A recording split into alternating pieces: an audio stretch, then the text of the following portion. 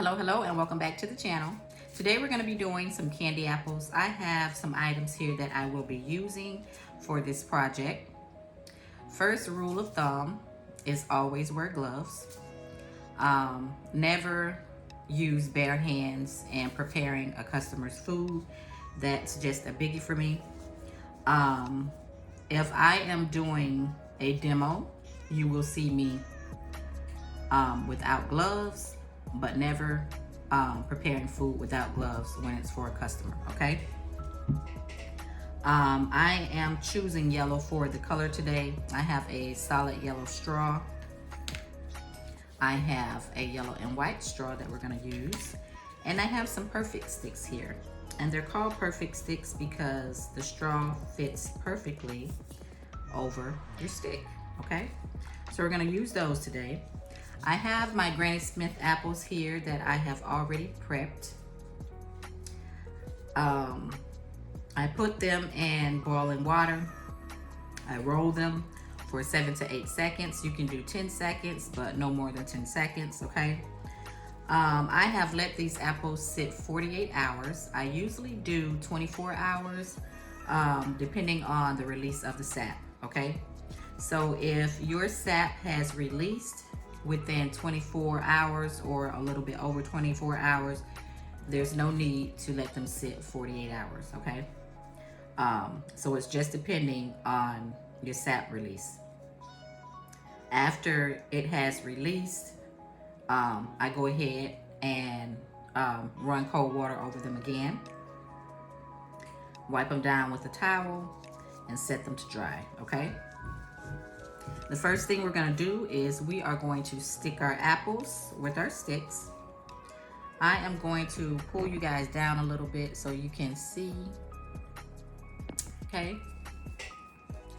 I'm going to go ahead and how I want to place my apple is how I want to place my stick, okay? So I want it level. Go ahead and press down, okay? And we're gonna go ahead and add our straw. You can hear that straw lock once it is completely in. I'm gonna go ahead and do another one. Place it where you want it to be. Make sure that stick is sitting straight up. Pop it in. Pop down the straw, okay? Simple and easy.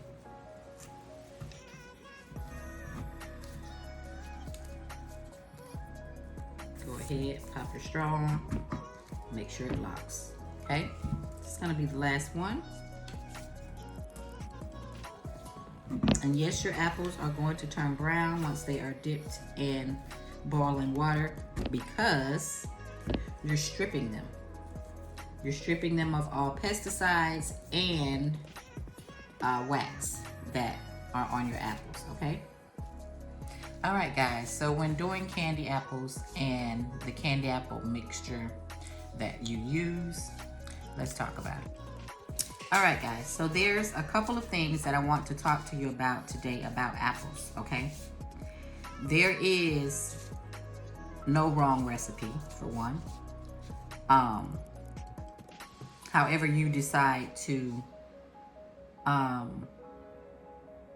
choose your recipe, it's up to you. There is no wrong way. Some people just have a recipe that they love, that they come out perfectly every time. You can always find a recipe yourself that they will come out perfectly every time. There are several recipes that you can use. When using a recipe, the key thing is your sugar and your water, okay? Using water with your candy mixture is a must. You need your water in order to create your candy apples. If you use too much water, your candy apples break down faster. So let me go ahead and put that out there.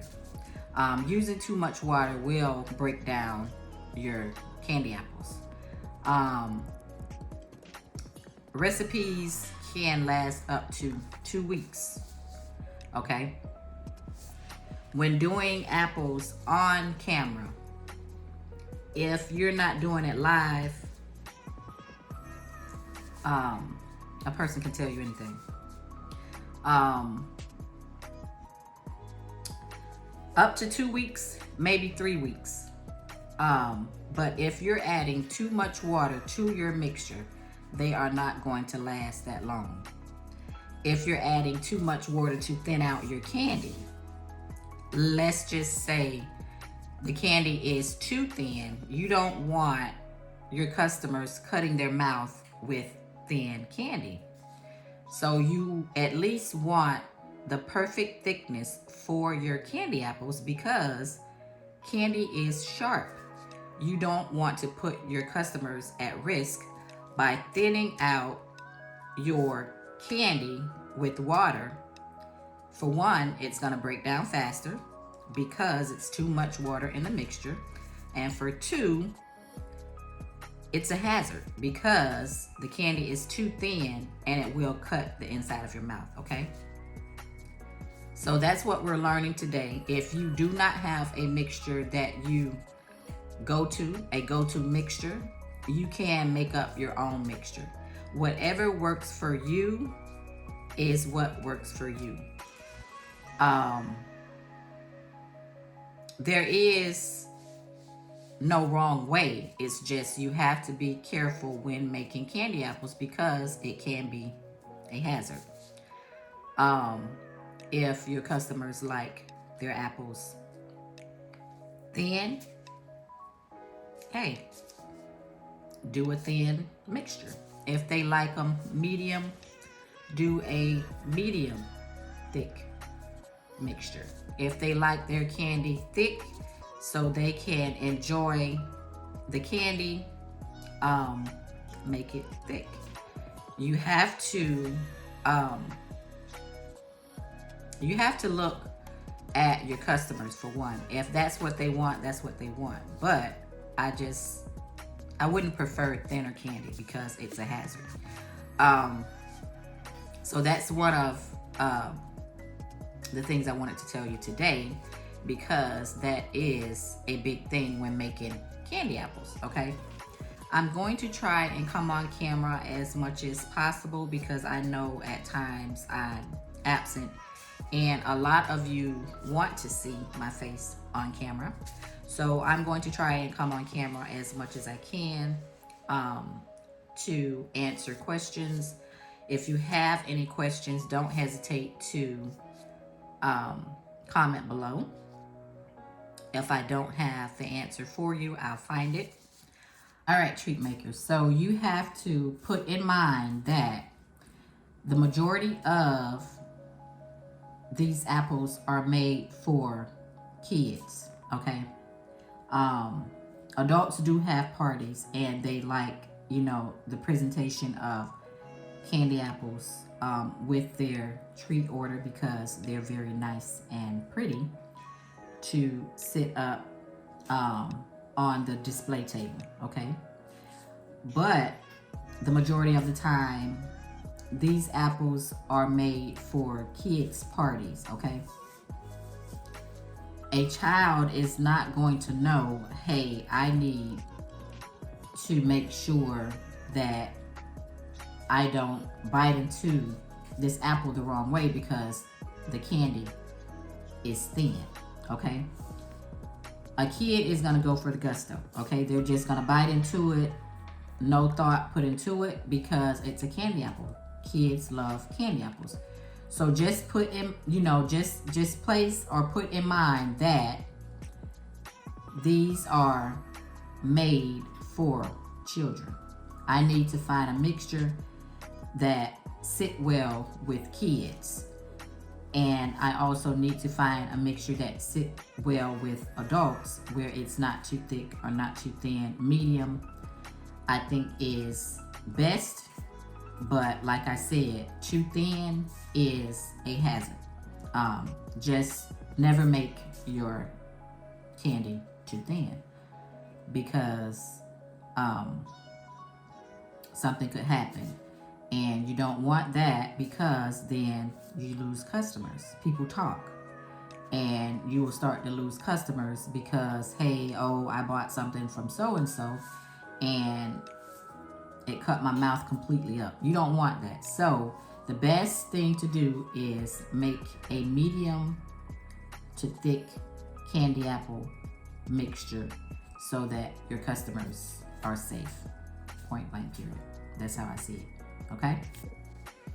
All right, guys. So remember, there is no right or wrong way to make your apples.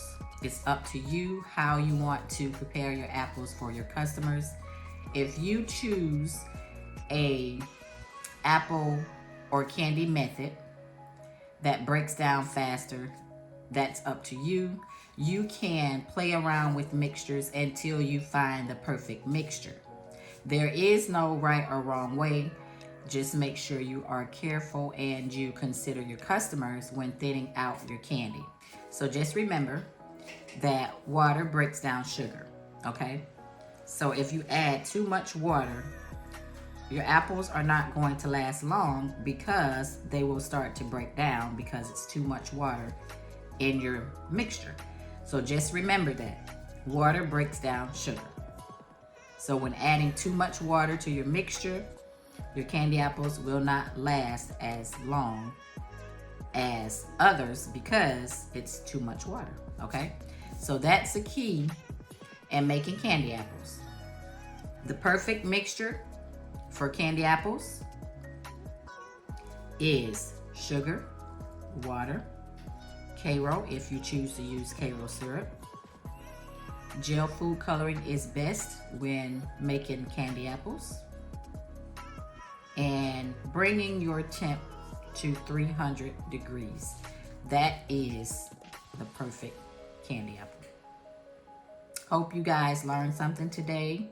I enjoy you guys. Make sure to hit the subscribe button. If you have any questions, leave them in the comment section. Also, I have classes that we have every Wednesday. It's our Excel group. If you would like to join, go ahead and email me at heavenlysweettreats100@gmail.com. Bye.